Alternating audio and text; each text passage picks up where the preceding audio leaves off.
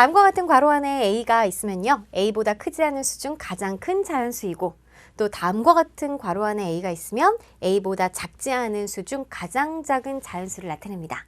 자, 예를 들어서 자, 이런 괄호가 두 가지가 나오는데 선생님이 이제 부르기 편하게 이 네모 괄호, 그 다음에 세모 괄호 이렇게 별명을 좀 붙여볼게요. 자, 네모 괄호 5.1이 왔습니다. 그러면 이것은 여기 설명에 A 대신에 5.1을 집어넣어서 다시 쭉 문제를 한번 읽어보죠. 5.1보다 크지 않은 수 중 가장 큰 자연수라는 뜻이죠. 그럼 우리 친구들 이 크지 않다라는 거는 어떤 의미예요? 그래요. 바로 작거나 같다. 작거나 같은 뜻입니다. 그죠?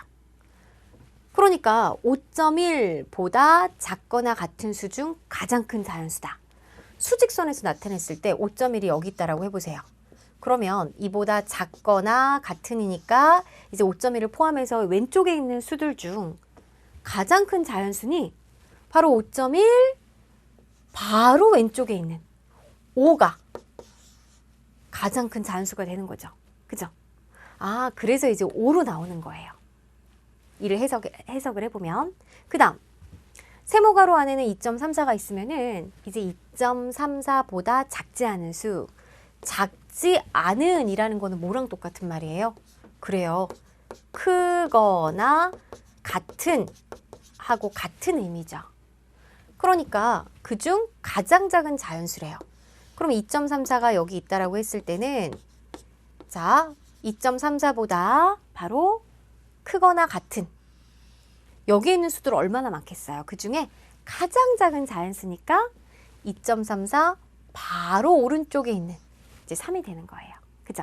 그러니까 2.34보다 이제 큰 쪽으로 자연수는 3, 4, 5, 6, 7, 8, 9 이렇게 가잖아요.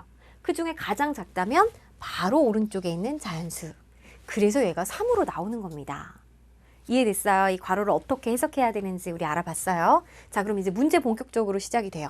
X라는 거는 이 세모 괄호 13.72를 생각을 한 거고, 자, Y라는 거는 이제 이건 네모 괄호죠. 여기가 이제 세모 괄호 8.095를 생각을 해서 이럴 때 수직선에서 X와 Y로부터 같은 거리에 있는 점이 나타내는 수를 구하시오라고 했습니다.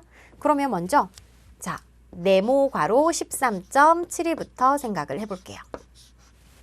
그러면 이것은 첫 번째 이 조건으로 가서 13.72를 이렇게 딱 나타내고 10.72보다 작거나 같은 작거나 이제 같은이니까 왼쪽에 있는 수 중 가장 큰 자연수.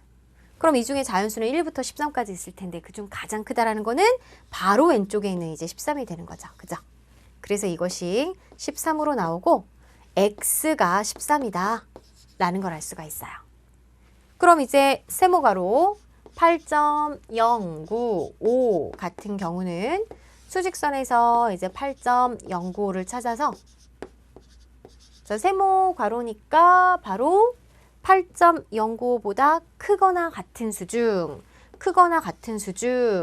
가장 작은 자연수입니다.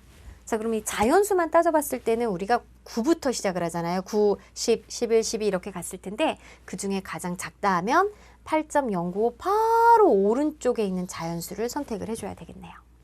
그러니까 9가 되겠고 이제 Y가 9가 되는 걸 알 수가 있어요. 자, X하고 Y의 정체를 알았으니 이제 수직선에서 X와 Y로부터 같은 거리에 있는 점. 자, 9가 더 작은 수기 때문에 Y를 왼쪽에 나타내야 되죠. 그 다음에 13 오른쪽에 있습니다. 그럼 같은 거리에 있는 점 한번 찾아볼게요. 바로 9하고 13은 얼마만큼 떨어져 있어요? 13 빼기 9를 하면 이제 4만큼 떨어져 있어요. 그죠?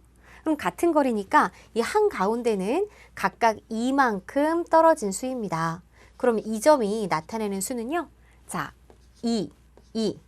9에서 이만큼 오른쪽에 있으니까 9, 10, 11 또는 13에서 이만큼 왼쪽 12, 11 맞나요? 아, 그래서 이 점이 나타내는 수는 바로 11이다 라는 것을 수직선에서 찾을 수 있어요. 따라서 정답은 바로 11이 정답이 되겠습니다.